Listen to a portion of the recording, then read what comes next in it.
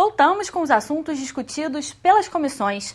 Os deputados da Comissão de Saneamento Ambiental vão fazer uma visita à unidade de tratamento de rios do Arroio Fundo no dia 21 de agosto. A comissão discutiu projetos para a despoluição da Baía de Guanabara. Durante a audiência, o oceanógrafo David Zi apresentou as UTRs como uma solução complementar de curto prazo e menor custo financeiro para a despoluição da Baía de Guanabara. Zi acredita que filtrar os rios que desembocam na Baía é uma forma mais rápida para melhorar a qualidade da água. A alternativa dividiu a opinião dos participantes do encontro. Na UTR do Rio Carioca existe já um experimento de desinfecção de água. Então é possível sanar essa questão que tem tanto receio agora, por exemplo, a questão dos vírus, aquela coisa toda. Além disso, a UTR tira lixo e também tira o esgoto clandestino que entrou dentro do rio, no caso em esgoto industrial e mesmo esgoto doméstico.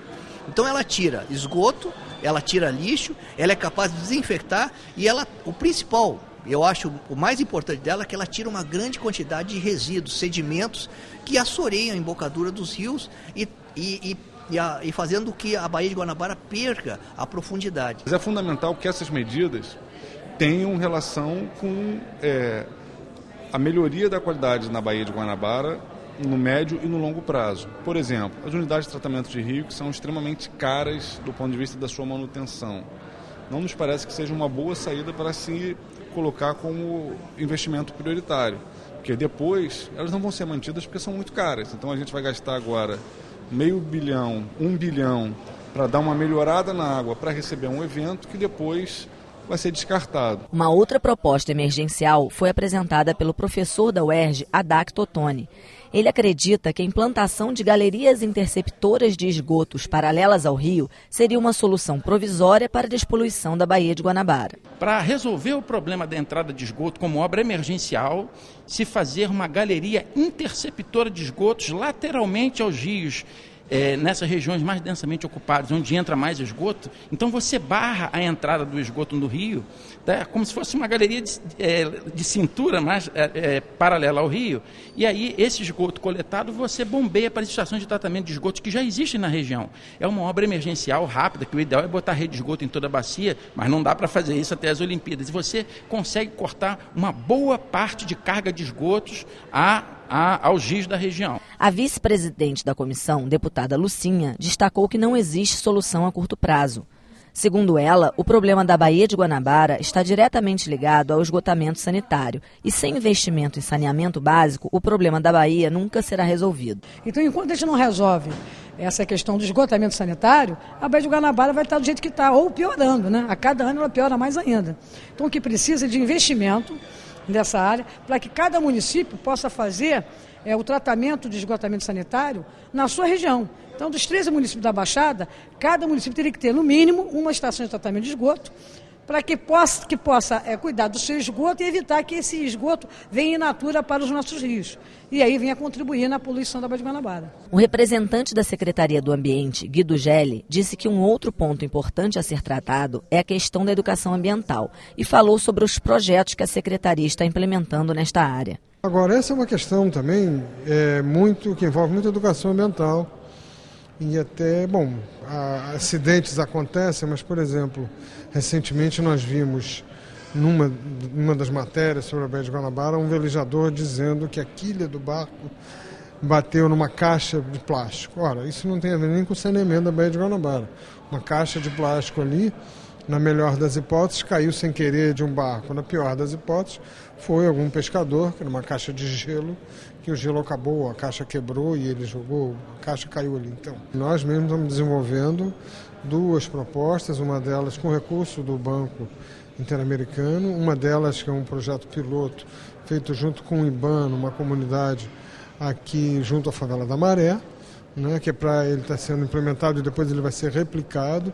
E tem um outro projeto até anterior que está sendo feito pelo Instituto Baía de Guanabara, que é uma ONG, que em todos os lugares onde tem intervenção, onde tem obras, e nós temos 4 grandes obras no momento, na Baía de Guanabara, que é um projeto de explicar para a comunidade, mobilizar a comunidade para que ela possa entender aquilo que está sendo feito ali. O deputado Nivaldo Mulim, presidente da comissão, fez um balanço positivo da reunião e disse que a comissão irá avaliar todas as propostas apresentadas. Tiramos um grande proveito dessa reunião, que hoje esteve reunido ali técnicos, né?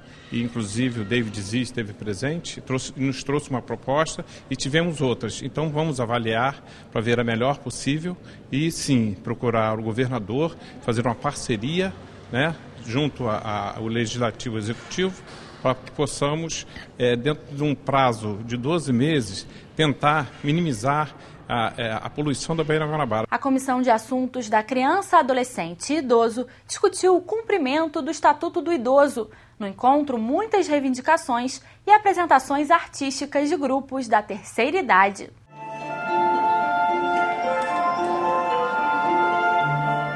Esse é o grupo da terceira idade do município de Queimados. Com 10 integrantes na apresentação, cada detalhe é importante para que a concentração não se perca. É através das atividades que o idoso vai se sentir valorizado. Nós julgamos importantíssimo estar trazendo a pessoa idosa para esses espaços públicos, espaços de discussão, para que eles possam também ter a oportunidade de se empoderar, de ter fala, de ter voz, de ser ouvido onde eles precisam ser ouvidos. Para que as pessoas idosas sejam respeitadas, é preciso que a população se conscientize e o exemplo deve vir da própria família, que muitas vezes não cuida daquele que fez de tudo para dar um futuro aos jovens. Os maiores casos de violação dos direitos da pessoa idosa acontecem no seio da própria família. Isso é muito triste, porque quando a pessoa chega a violar os direitos do idoso, que é consanguíneo dele, a gente fica a pensar, nos leva a uma reflexão. Como seria o respeito para com o idoso que não é consanguíneo dele? O estatuto é bem claro. É obrigação da família, da comunidade, do poder público e da sociedade assegurar ao idoso absoluta prioridade à efetivação do direito à vida, junto com a alimentação, a saúde, a educação, a cultura, ao esporte e lazer e a convivência familiar e comunitária. Eu acredito muito na inclusão.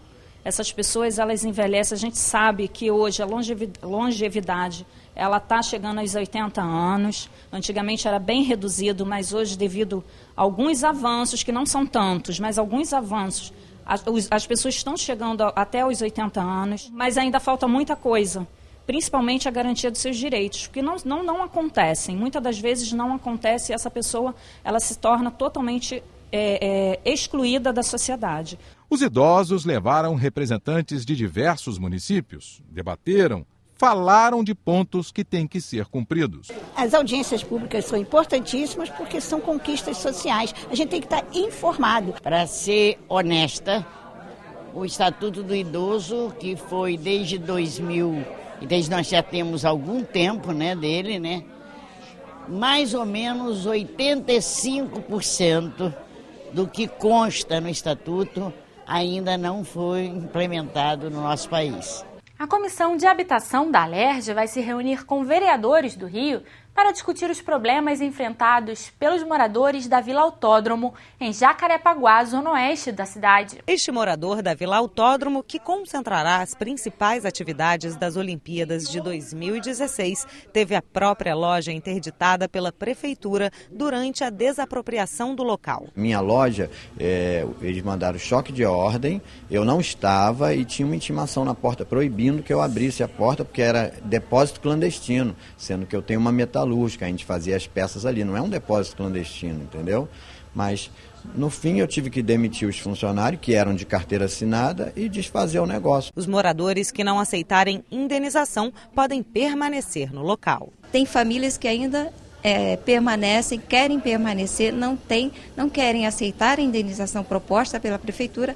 Nós vamos reestudar junto com todos os envolvidos, junto com a Prefeitura, junto com o governador, junto com o nosso secretário de Habitação, para ver qual o destino que nós vamos tomar. A Comissão de Política Urbana, Habitação e Assuntos Fundiários realizou audiência pública com o objetivo de solucionar os problemas que os moradores da Vila Autódromo vêm enfrentando. No encontro, o vereador Reimon, presidente da Comissão Especial de Habitação e Direito à Moradia Adequada, afirmou que a Vila Autódromo pode conviver com os processos que o Rio de Janeiro vai passar para a construção do Parque Olímpico. Existe um estudo feito por universidades do Rio de Janeiro que, quando fizeram um projeto para adequar o Parque Olímpico, a comunidade da Vila Autódromo poderia ficar intacta.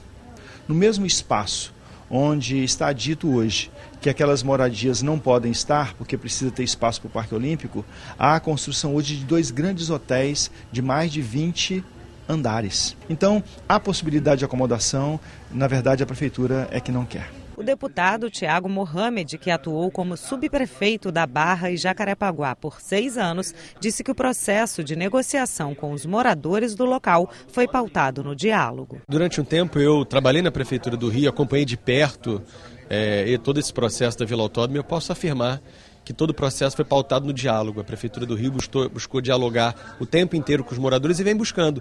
Tanto que a gente está falando de um processo longo, processo de muita negociação, de muito entendimento, para que os direitos dos moradores sejam respeitados e para que eles sejam tratados com toda a dignidade que eles merecem.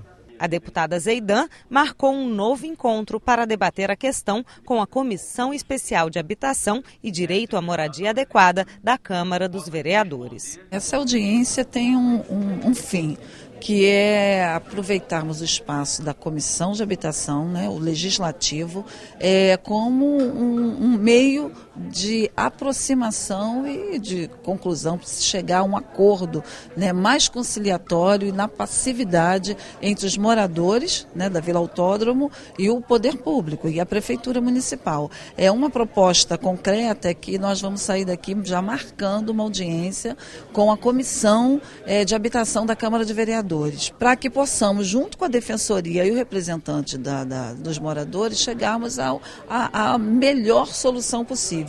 A CPI, que apura as causas e consequências do consumo de crack no estado, ouviu o subsecretário municipal de Proteção Social, Rodrigo Abel. O relatório final da CPI deve ser entregue no próximo dia 16 de setembro.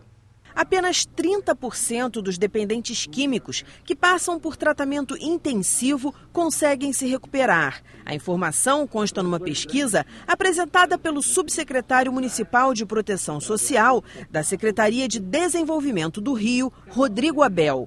Durante a 10ª reunião ordinária da CPI do crack, o subsecretário informou ainda que 70% dos usuários da droga são negros, de famílias pobres e têm nível muito baixo de escolaridade. O subsecretário acrescentou que a droga mais consumida no mundo, a maconha, é a porta de entrada para a dependência química do crack. Ele explicou as estratégias utilizadas pelo município para combater o problema e destacou 2 frentes. A Secretaria de Desenvolvimento Social, e em especial a Secretaria Municipal de Saúde, conseguiram articular ações conjuntas que podem dar conta desse tema das drogas.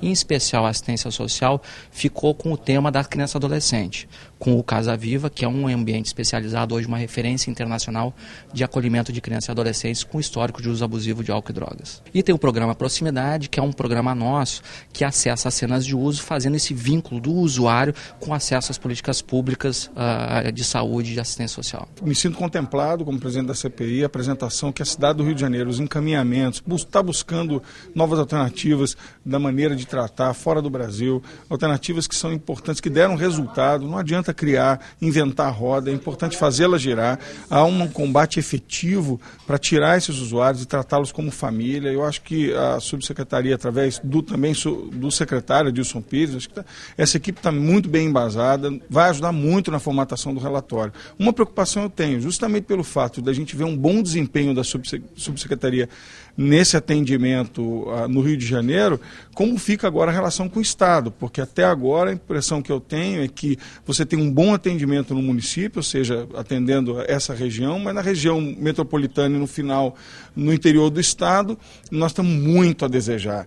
Então, nós temos quase que duas realidades no mesmo Estado. Isso é muito ruim para a política pública e, obviamente, o usuário é quem é atingido. O Campo de Lula, localizado no litoral do Rio, é uma das áreas de extração de petróleo da camada pré-sal que mais vai gerar combustível em 2016.